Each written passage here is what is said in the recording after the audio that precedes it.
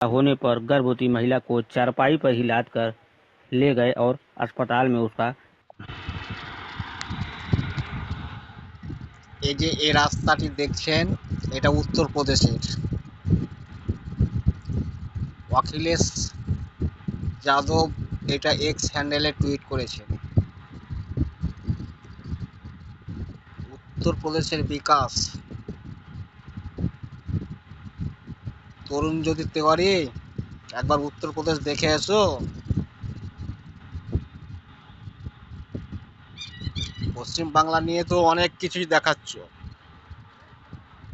উত্তরপ্রদেশ দেখো, ছত্তিশগড় দেখে এসো। এগুলো কি?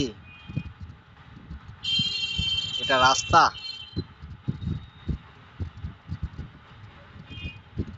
Thank you.